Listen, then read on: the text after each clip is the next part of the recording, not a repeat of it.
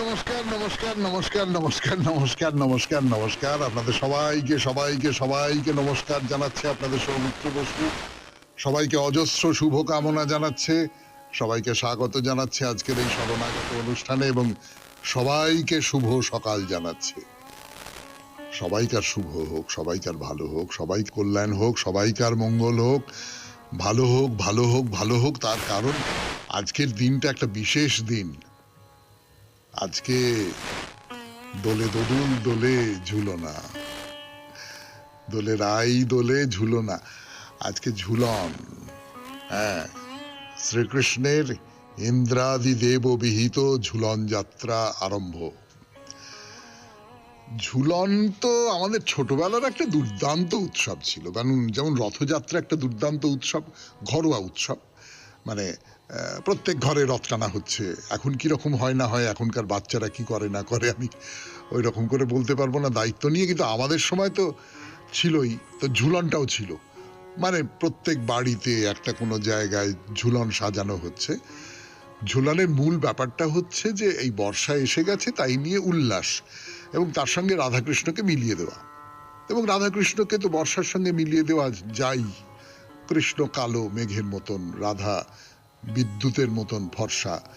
হ্যাঁ, এইরকম করে রাধা কৃষ্ণের মিলন এইভাবে তো নিশ্চয়ই ব্যাখ্যা করা যায়। তো ঝুলনে এই রাধা আর কৃষ্ণকে দোলনায় দুলিয়ে দেওয়া হচ্ছে, তাই নিয়ে সখীরা উল্লাস করছে, মজা করছে, আমরাও মজা করছি। এবং আর চারপাশটা পাহাড় দিয়ে, জঙ্গল দিয়ে, গাছপালা দিয়ে, এই দিয়ে সেই দিয়ে নানান রকম করে সাজানো হচ্ছে। সে একটা বড় উৎসবের জায়গা ছিল ছোটবেলায়। ওহ, কত মনোযোগ দিয়ে, কত নিবিষ্টভাবে এইসব করেছি, এবং বাড়ির বড়রা তাতে সাহায্য করেছেন, সবটা মিলিয়ে খেলা। কিন্তু সেই খেলাটা তার সঙ্গে কোথাও একটা ধর্ম মিশে আছে। এই যে খেলা, এই যে মজা পাওয়া, তার সঙ্গে ধর্মকে মেলানো, এটা একটা হিন্দু ধর্মের একটা খুব বড় ব্যাপার। এই কিছু কিছু এইরকম সব আছে উৎসব যার মধ্যে এই ব্যাপারটা চলে আসে। তো আরেকজনের জন্মদিন আজকে, তার সঙ্গেও ধর্মের যোগ খুব প্রবল, তার সঙ্গে মহিষাসুর মর্দিনীর যোগ খুব প্রবল। এরপরে আর নিশ্চয়ই বলতে হবে না, আজকে বীরেন্দ্র কৃষ্ণ ভদ্রের জন্মদিন। 1905 খ্রিস্টাব্দে বঙ্গভঙ্গের বছরে আজকের তারিখে তার জন্ম হয়েছিল। বীরেন্দ্র কৃষ্ণ ভদ্র বেতারের কিংবদন্তি। যারা বেতারে কাজ করেন তারা বলেন যে এই মানুষটার সাহচর্য না পেলে ইত্যাদি ইত্যাদি। এবং মহিষাসুর মর্দিনীর সূত্র ধরে তিনি তো আমাদের সব্বাইকার কথক ঠাকুর, পুরুত ঠাকুর। সেই বীরেন্দ্র কৃষ্ণ ভদ্রের আজকে জন্মদিন, 4 আগস্ট। এবারে বেণীমাধব শীলের পঞ্জিকা অনুযায়ী আজকের দিনটার কথা বলি। আজকে 18 শ্রাবণ 1432, ইংরেজি 4 আগস্ট 2025, সোমবার। আজ দশমী। সূর্যোদয়ের সময় ভোর 5:12, সূর্যাস্তের সময় সন্ধে 6:15। নক্ষত্র অনুরাধা। আজকে জন্মে বৃশ্চিক রাশি, বিপ্রবর্ণ, দেবগণ। দিনের বেলা 8:52 গতে রাক্ষসগণ। আমাদের হোয়াটসঅ্যাপে চিঠি পাঠাবার নাম্বার 9831922927।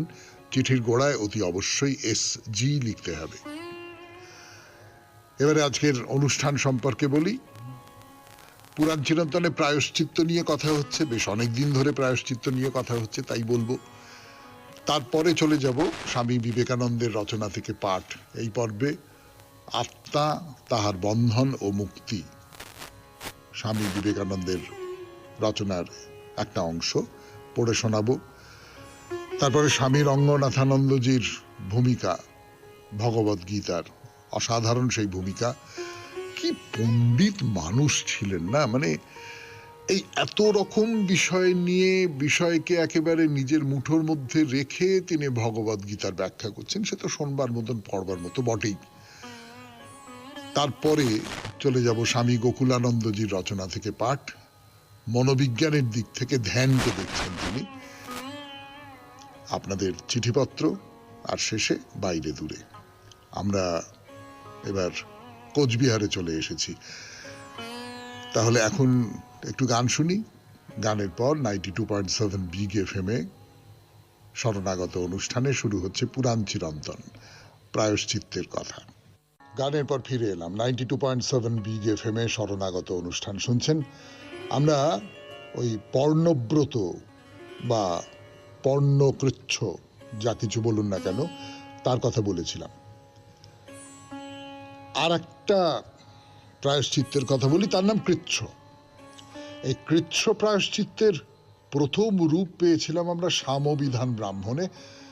এখানে একেবারে শুরুতেই বলা হচ্ছে যে কৃচ্ছ এটা হচ্ছে প্রায়শ্চিত্তের একটা ধরন।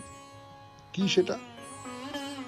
প্রত্যেকদিন সকালবেলা, যখন সকালবেলার প্রাতরাশ করবেন আর কি, জলখাবার খাবেন, তখন খার লবণাদি বর্জিত হবিষ্যান্ন ভোজন করবার পর দিনে রাতে 3 দিন ধরে না খেয়ে থাকাটাই হচ্ছে কৃচ্ছ নামক প্রায়শ্চিত্তের প্রথম পর্যায়।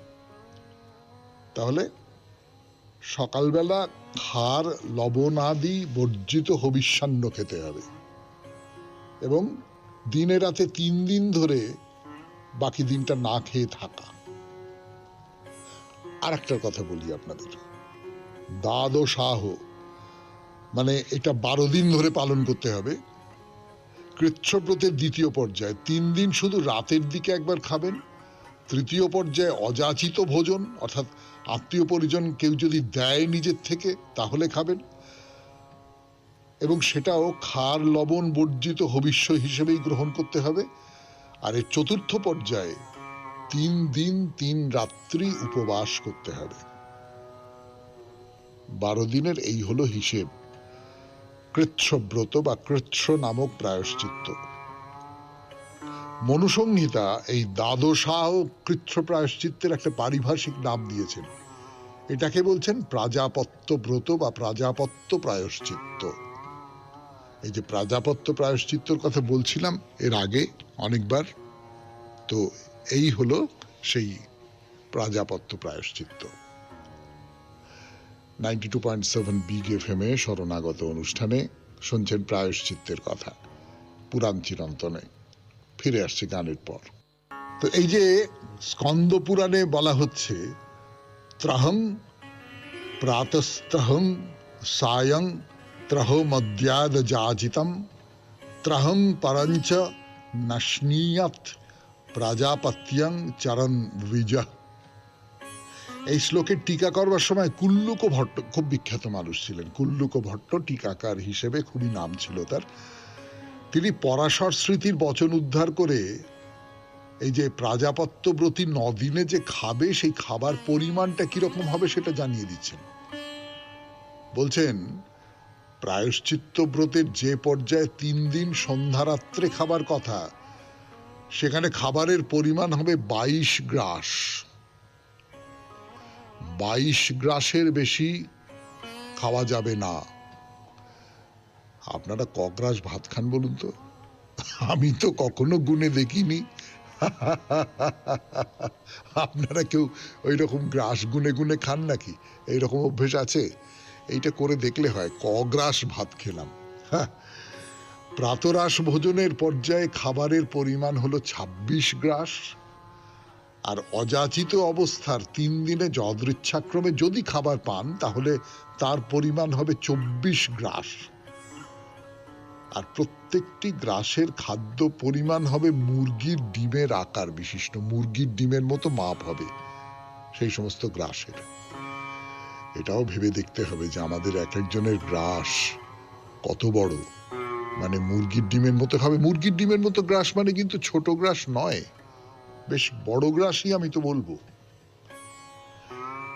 আর এই প্রাজাপত্য নামটা সমর্থন করে পরাশর বলছেন যে কৃচ্ছ শব্দটিকে পাদ, অতি এইসব স্থানে যেমনটা দেখা যায়, এই উপদেশগুলো ছাড়া শুধু কৃচ্ছ শব্দটিকেই প্রাজাপত্য নামে বহুবার ব্যবহার করা হয়েছে এবং এই কৃচ্ছ ব্রতকেই প্রাজাপত্য বলা হয়। শুনলেন প্রাজাপত্য কৃচ্ছ ব্রতের কথা 92.7 বিগ এফএম-এ শরণাগত অনুষ্ঠানে। এবারে গান, গানের পর স্বামী বিবেকানন্দের রচনা থেকে পাঠ। গান শেষ করে কথা শুরু করছে আপনাদের সৌমিত্র বসু 92.7 বিগ এফএম এ শরণাগত অনুষ্ঠানে। স্বামী বিবেকানন্দের রচনা থেকে পাঠ, আত্মা, তাহার বন্ধন ও মুক্তি। এই সমগ্র জগৎ ব্রহ্মেই অবস্থিত ছিল এবং যেন তাহা হইতে বাহির হইয়া আসিয়াছে। এইরূপে যে উৎস হইতে জগৎ বাহির হইয়া আসিয়াছে সেইখানে প্রত্যাবর্তন করিবার জন্যই চেষ্টা করিতেছে। যেরূপ ডায়নামো হইতে উৎপন্ন হইয়া বিদ্যুৎ একটি বৃত্ত বা সার্কিট সম্পূর্ণ করিয়া ডায়নামোতেই প্রত্যাবর্তন করে, আত্মার ক্ষেত্রেও তাহাই ঘটিতেছে। ব্রহ্ম হইতে বাহির হইয়া আত্মা বিবিধ উদ্ভিদ ও পশুর মধ্য দিয়া অবশেষে মনুষ্য শরীরে উপস্থিত হয় এবং মানবী ব্রহ্মের নিকটতম।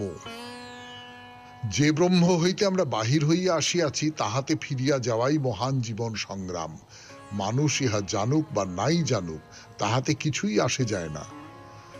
পৃথিবীতে আমরা যাহা কিছু গতিময় দেখি, খনিজ পদার্থে, বৃক্ষলতায় অথবা পশু পক্ষীতে যাহা কিছু সংগ্রাম দেখি, সবই সেই এক কেন্দ্রস্থলে প্রত্যাবর্তন করিয়া বিশ্রাম লাভের প্রচেষ্টা মাত্র।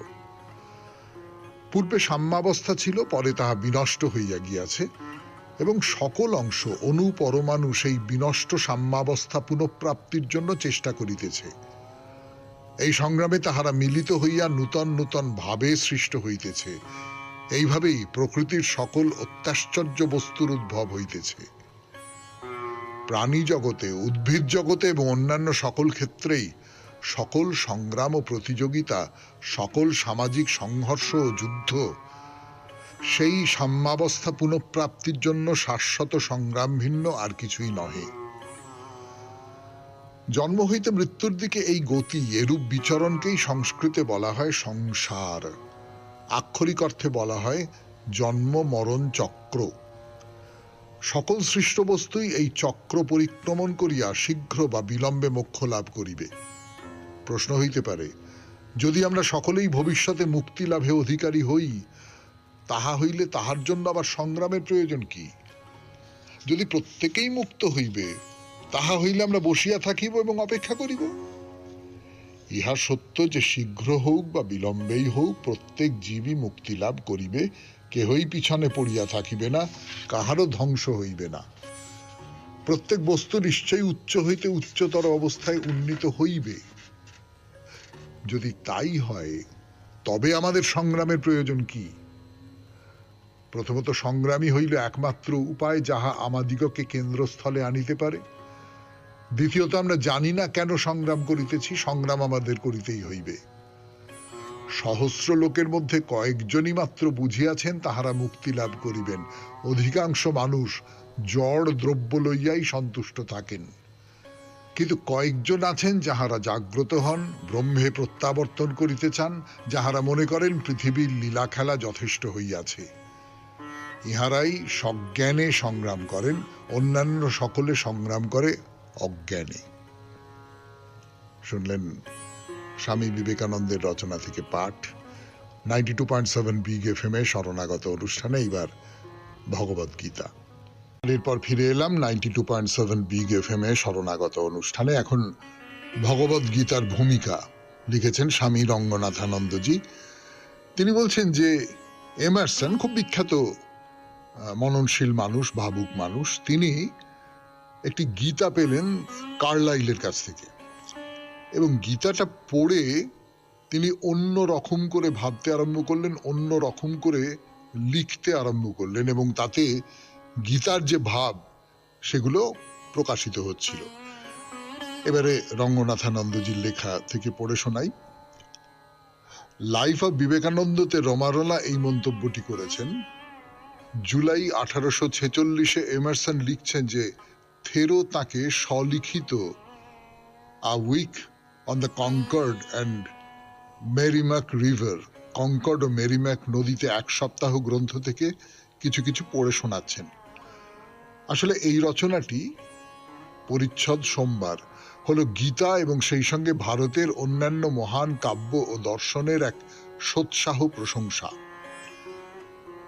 ভারতীয় চিন্তাভাবনা নিশ্চয়ই এমারসনের মধ্যে জোরালো আবেগ সৃষ্টি করেছিল, যার জন্য 1856-তে তিনি এক গভীর ভাবপূর্ণ সুন্দর বৈদান্তিক কবিতা লিখলেন, যার নাম ব্রহ্ম। কবিতাটির বাংলা অনুবাদ করে দিয়েছেন রঙ্গনাথানন্দজি, সেইটা পড়ে শোনাই আপনাদের। যদি রক্তাক্ত হস্তাভাবে সেই বুঝি মেরেছে, যদি বা হত ব্যক্তিভাবে হত হয়েছে সে, সূক্ষ্ম তত্ত্বজ্ঞানে নাহিক কাহারও, আমি আসি চলে যাই ফিরে আসি আবারও।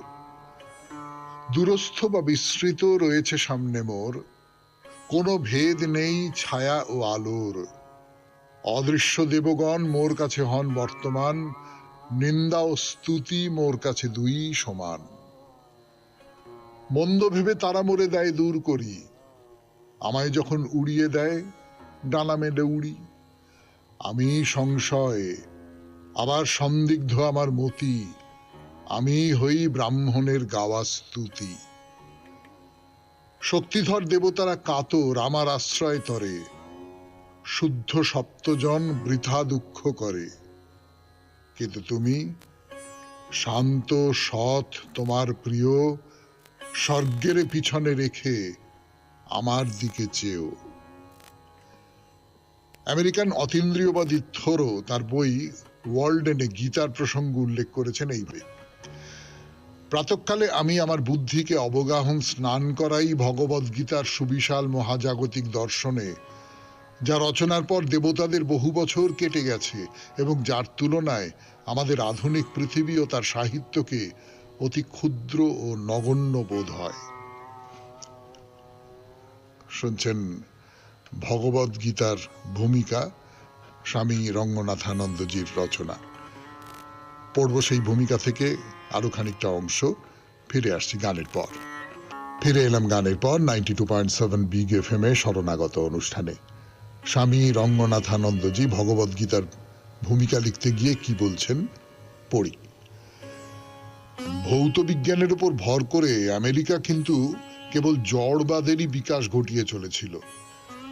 তারপর 19 শতকের শেষে এলো বিবেকানন্দের বেদান্ত বিজ্ঞান, শিকাগো ধর্ম মহাসভায়, এবং তারপর 4 বছর ধরে আমেরিকা ও ইংল্যান্ডের নানা জায়গায় তিনি ব্যাখ্যা করলেন মানবীয় সম্ভাবনার এই বিজ্ঞানকে, যা ঘোষণা করে প্রত্যেক মানুষের অমৃতত্বকে, তার অন্তরের দেবত্বকে।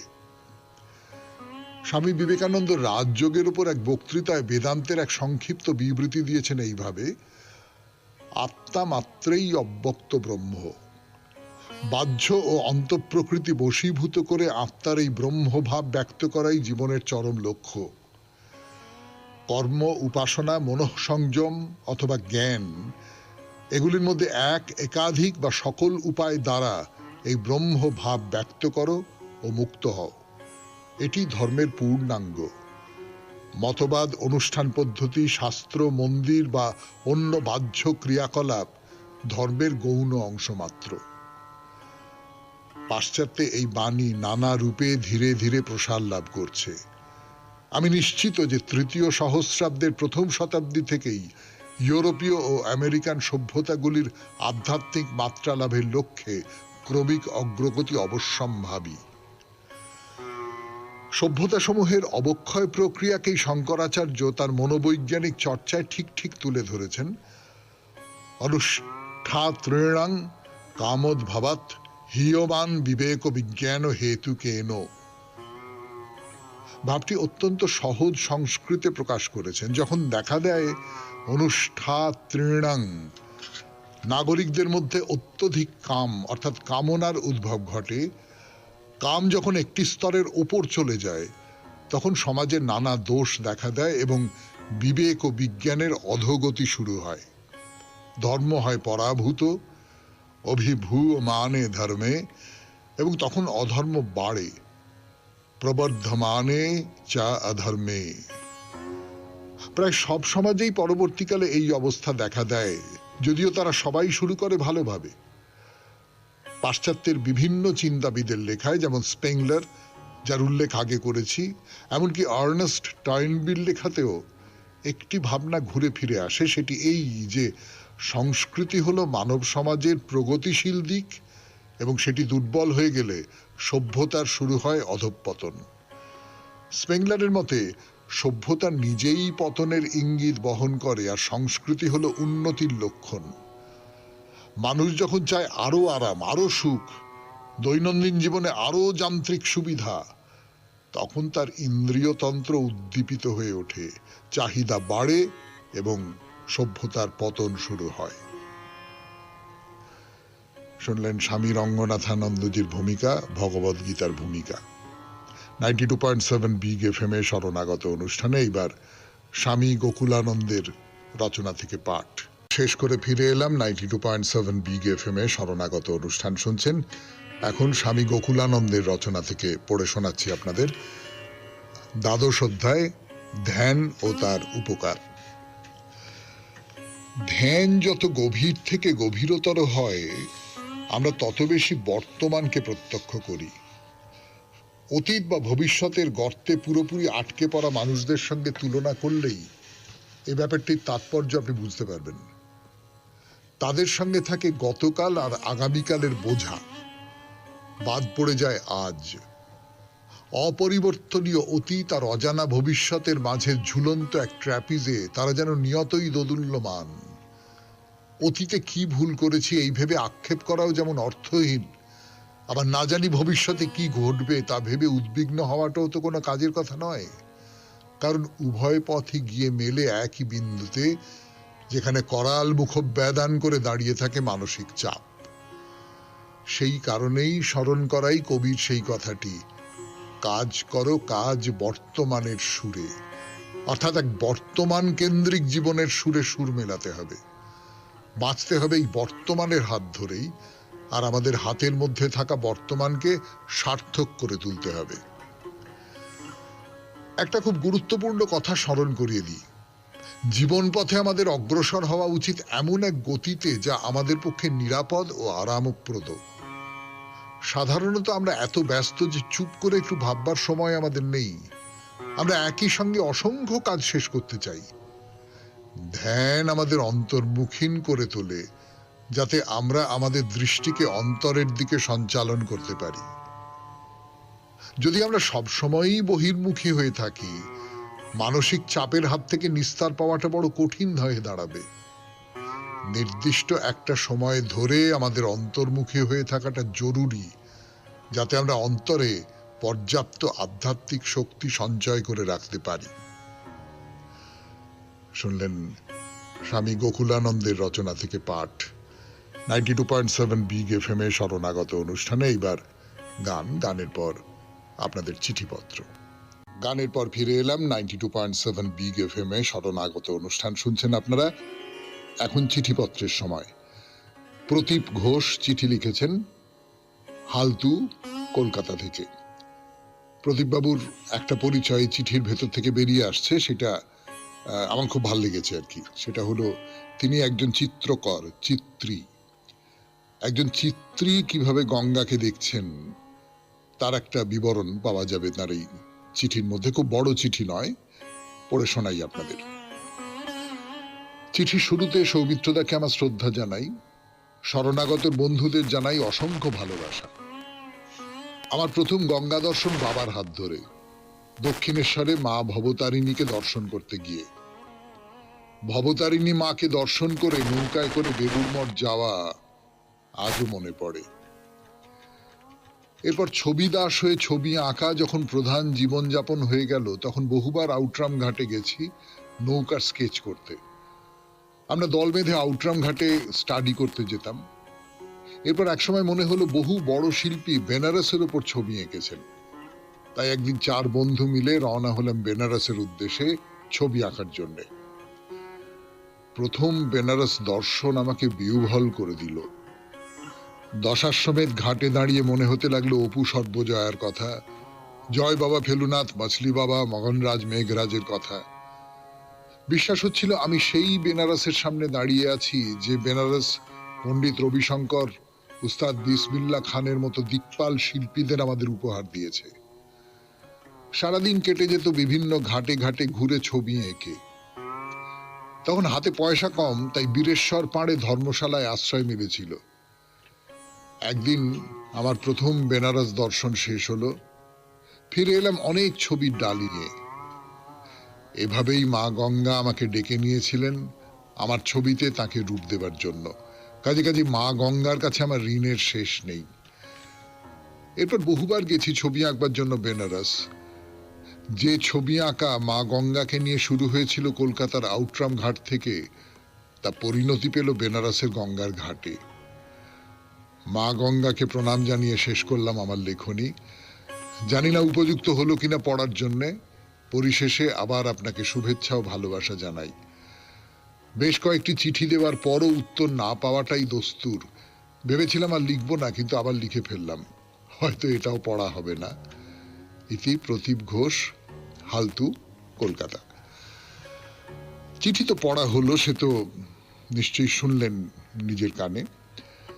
কিন্তু যেটা বলবার, মানে আমার একটু আফসোসই হচ্ছে সত্যি কথা বলতে, কি সেটা হলো যে আপনি এমন একটা শিল্পের চর্চা করেন রেডিওতে যার কোনো ভূমিকা নেই। রেডিওতে আপনার আঁকা ছবি আমি দেখাতে পারবো না, অথচ খুব মনে হয় যে আপনি ছবির মধ্যে দিয়েই তো কথা বলেন। ছবির মধ্যে দিয়ে যে কথাগুলো বলেন সেই কথাগুলো অন্তত শরণাগত শ্রোতাদের কাছে অগোচর থেকে গেল। এইটা ভেবে আমার একটু আফসোস হচ্ছে, এই আর কি। আপনাকে অনেক ধন্যবাদ। না, খুব ভালো চিঠি, ভারী চমৎকার চিঠি লিখেছেন। আরো চিঠি নিশ্চয়ই লিখবেন। আসলে এত চিঠি আসে, যেটা বারবার করেই বলি, সব চিঠি চোখে পড়ে না। একেবারে কোনো অনিচ্ছে থাকে না কারুর চিঠি পড়ার ব্যাপারে, কিন্তু হারিয়ে যায় অজস্র চিঠির ভিড়ে, সেই জন্যে একটু মুশকিল হয় হয়তো। এবারে বাইরে দূরে 92.7 বিগ এফএম এ শরণাগত অনুষ্ঠান শুনছেন। আমরা এখন কোচবিহার শহরে, এবং কোচবিহার শহরে বাইরে দূরে বলতে মদন মোহনের মন্দির। গানের পর 92.7 বিগ এফএম এ শরণাগত অনুষ্ঠানে এই মদন মোহনের মন্দিরের কথা বলছিলাম আপনাদের। তো এই যে মন্দির চত্বরটা, সেখানে কিন্তু মদন মোহনের সঙ্গে সঙ্গে মা কালী আছেন, মা তারা আছেন, মা ভবানী আছেন। তো এইটা মদন মোহন তো কৃষ্ণ বৈষ্ণবদের দেবতা, আর মা কালী বলুন, মা তারা বলুন, মা ভবানী বলুন, তারা হচ্ছেন শাক্ত দেবী। কিন্তু একটা চমৎকার মিলমিশ থেকে গেছে মধ্যে। এর পেছনে না, এমনিতে সাধারণভাবে আমি হিন্দু ধর্মের কথা যদি বলি, হিন্দু ধর্মের মধ্যে এই ঔদার্যটা আছে। আপনারা লক্ষ্য করে দেখবেন যে একটাই মন্দির, কোনো একজন দেবতা বা দেবীর নামে মন্দির, কিন্তু সেখানে অন্য নানা দেবদেবীদেরও স্থান হয়েছে, এরকমটা আছে। তার বাইরে আর একটা কথা আমার মনে হয়, এটা তো কোচবিহার রাজ পরিবারের যে কুলদেবতা লর্ড কৃষ্ণ বা মদন মোহন, তো যিনি রাজা, তিনি যখন মন্দির প্রতিষ্ঠা করছেন, প্রথম কথা তিনি ভক্ত মানুষ, তিনি মদন মোহনেরই বন্দনা করেন, মদন মোহনেরই পুজো করেন। কিন্তু অন্য দেবতাদের সম্পর্কে তার কোনো বিরাগ থাকার তো কোনো কারণ নেই। এবং প্রজাদের মধ্যে অনেকে তো অন্য দেবতা বা দেবীর বন্দনা করেন, অন্য দেবতা বা দেবীর পুজো করেন। তার ফলে অন্য দেবদেবীদেরও একটা জায়গা না থাকার কোনো কারণ নেই। তো যাই হোক, ফিরে আসি মন্দিরের কথায়। মন্দিরটা রয়েছে একেবারে শহরের মাঝখানে, ঠিক মাঝখানটিতে খুব চমৎকার একটা জায়গা।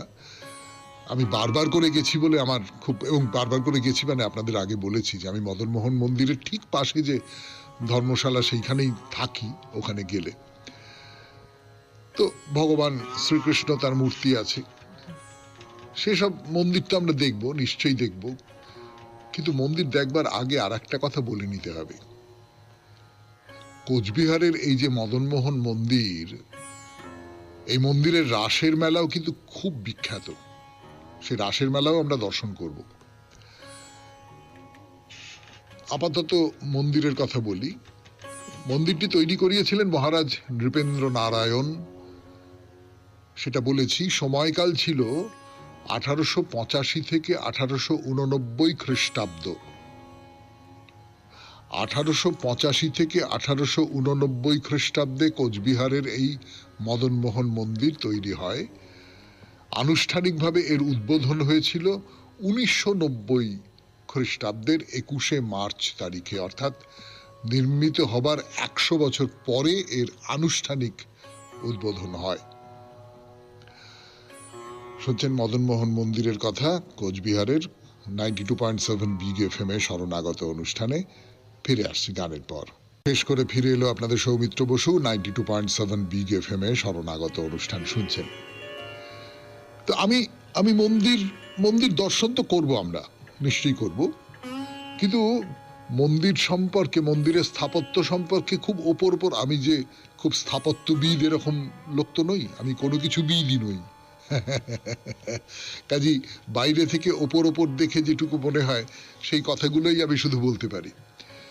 তো এটা ওই চারচালা সংযুক্ত একটা দালান ধর্মী একটা একেবারে বাঙালি স্থাপত্য শৈলীতে তৈরি মন্দির। কিন্তু এটা মাথায় রাখবেন যে তখন 19বিংশ শতাব্দী, এই মন্দির যখন তৈরি হচ্ছে সেই সময়টা হচ্ছে 1885 থেকে 1889, তার মানে একেবারে ব্রিটিশ যুগ। এবং ব্রিটিশ ঔপনিবেশিক যে স্থাপত্য শৈলী, তার বেশ খানিকটা প্রভাব কিন্তু এই মদনমোহন মন্দিরের মধ্যে এসে পড়েছে। তাতে কোনো ক্ষতি হয়নি, বরং নানান রকমের যে স্থাপত্য শৈলী সেইগুলো মিলেই তো একটা চমৎকার মন্দির গড়ে ওঠে। আপনারা যদি কোচবিহার শহরে কখনো যান, অনেকেই গেছেন নিশ্চয়ই, তাহলে দেখতে পাবেন একেবারে ব্রিটিশ স্থাপত্য শৈলীর বেশ কিছু বাড়ি, তার মধ্যে স্কুল আছে, তার মধ্যে আরো নানান রকমের সরকারি পুরনো যে সমস্ত বাড়িগুলো, লাল রঙের বাড়ি এবং ব্রিটিশ স্থাপত্য শৈলী তার মধ্যে প্রচুর পরিমাণে রয়েছে।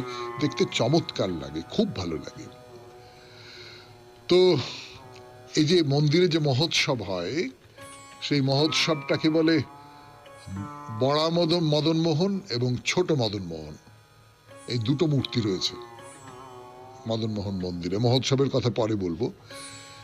এর মধ্যে বড় মূর্তিটি আপনি যে কোনো দিন গেলে দর্শন করতে পারবেন, কিন্তু ছোট মূর্তিটি বছরে 3 দিন দেখা যায়, তার বাইরে এই ছোট মূর্তিকে দেখা যায় না। আপনাদের বলছিলাম যে মা কালী, মা তারা, ভবানী রয়েছেন, তাছাড়া শালগ্রাম শিলা রয়েছে। সেই শালগ্রাম শিলার পুজো হয় এখানে। ভারী চমৎকার জায়গাটা, অনেকখানি জমি, সুন্দর বাগান, ফুলের গাছপালা, সুন্দর করে সাজানো, পুরো ব্যাপারটা খুব সুন্দর করে সাজানো। মানে আপনি যদি গিয়ে খানিকটা চুপচাপ বসে থাকেন, সেই বসে থাকতেও আপনার খুব ভালো লাগবে। মন্দিরের উত্তর দিকে, মানে এই মন্দিরটা শেষ হলো তো, মন্দিরের পরে রাস্তা, বড় রাস্তা, তার ঠিক পরেই একটা বড় সরোবর আছে, দিঘি। এই দিঘিটার নাম হচ্ছে বৈরাগী দিঘি। খুব সুন্দর। আজকে থাক, পরের দিন বলবো এই বৈরাগী দিঘির কথা। 92.7 বিগ এফএম এ শরণাগত অনুষ্ঠানে আজকে আপনাদের সৌমিত্র বসু বিদায় নিচ্ছে। আমাদের হোয়াটসঅ্যাপে চিঠি পাঠাবার নাম্বার 9831922927। চিঠির গোড়ায় অতি অবশ্যই SG লিখতে হবে। যাবার আগে কবিতা, রবীন্দ্রনাথের কবিতা। কবিতার নাম পরিচয়। একটি মেয়ে আছে জানি, পল্লীটি তার দখলে, সবাই তারে পুজো যোগায়, লক্ষ্মী বলে সকলে। আমি কিন্তু বলি তোমায়, কথায় যদি মন দেহ, খুব যে উনি লক্ষ্মী মেয়ে আছে আমার সন্দেহ। ভোরের বেলা আধার থাকে, ঘুম যে কোথা ছোটে ওর, বিছানাতে হুলুস্থুলু কলরবের চোটে ওর। খিলখিলিয়ে হাসে শুধু পাড়া শুদ্ধ জাগিয়ে, আড়ি করে পালাতে যায় মায়ের কোলে না গিয়ে। হাত বাড়িয়ে মুখে সে চায়, আমি তখন নাচারি, কাঁধের পরে তুলে তারি করে বেড়াই পাচারি। মনের মতো বাহন পেয়ে ভারী মনের খুশিতে মারে আমায় মোটা মোটা নরম নরম ঘুষিতে। আমি ব্যস্ত হয়ে বলি, একটু বসো মা।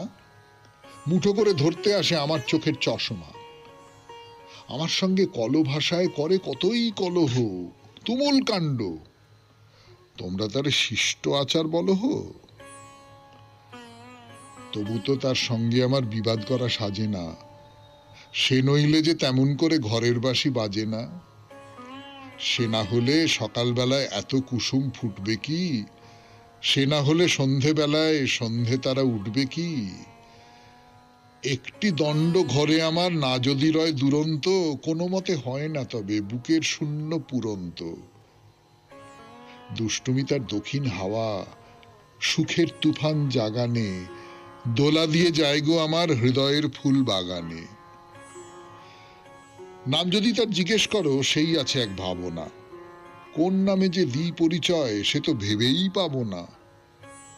নামের খবর কে রাখে ওর, ডাকি ওরে যা খুশি। দুষ্টু বলো, দস্যি বলো, পোড়ার মুখী রাক্ষুসী। বাপ মায়ে যে নাম দিয়েছে, বাপ মায়েরই থাক সে নয়। ছিষ্টি খুঁজে মিষ্টি নামটি তুলে রাখুন বাক্সে নয়। একজনেতে নাম রাখবে কখন অন্নপ্রাশনে, বিশ্বশুদ্ধ সে নাম নেবে ভারী বিষম শাসনে। নিজের মনের মতো সবাই করুন কেন নামকরণ। বাবা ডাকুন চন্দ্রকুমার, খুড়ো ডাকুন রামচরণ। ঘরের মেয়ে তার কি সাজে সংস্কৃত নামটা ওই, এতে কারো দাম বাড়ে না, অভিধানের দামটা বই। আমি বাপু ডেকেই বসি, যেটাই মুখে আসুক না। যারে ডাকি সেই তা বোঝে, আশা করলে হাসুক না। একটি ছোট মানুষ তাহার 100 রকম রঙ্গ তো, এমন লোককে একটি নামেই ডাকা কি হয় সঙ্গত? খুব ভালো থাকবেন, আনন্দে থাকবেন। নমস্কার। নমস্কার নমস্কার নমস্কার নমস্কার নমস্কার নমস্কার নমস্কার। আপনাদের সবাইকে সবাইকে সবাইকে নমস্কার জানাচ্ছে আপনাদের সৌমিত্র বসু। সবাইকে অজস্র শুভকামনা জানাচ্ছে, সবাইকে স্বাগত জানাচ্ছে আজকের এই শরণাগত অনুষ্ঠানে, এবং সবাইকে শুভ সকাল জানাচ্ছে। সবাইকার শুভ হোক, সবাইকার ভালো হোক, সবাই কল্যাণ হোক, সবাইকার মঙ্গল হোক, ভালো হোক ভালো হোক ভালো হোক। তার কারণ আজকের দিনটা একটা বিশেষ দিন। আজকে দোলে দোদুল দোলে ঝুলনা, দোলে রাই দোলে ঝুলনা। আজকে ঝুলন, হ্যাঁ, শ্রীকৃষ্ণের ইন্দ্রাদি দেব বিহিত ঝুলন যাত্রা আরম্ভ। ঝুলন তো আমাদের ছোটবেলার একটা দুর্দান্ত উৎসব ছিল। যেমন রথযাত্রা একটা দুর্দান্ত উৎসব, ঘরোয়া উৎসব। মানে প্রত্যেক ঘরে রথ টানা হচ্ছে। এখন কিরকম হয় না হয়, এখনকার বাচ্চারা কি করে না করে আমি ওই রকম করে বলতে পারবো না দায়িত্ব নিয়ে, কিন্তু আমাদের সময় তো ছিলই। তো ঝুলনটাও ছিল, মানে প্রত্যেক বাড়িতে একটা কোনো জায়গায় ঝুলন সাজানো হচ্ছে।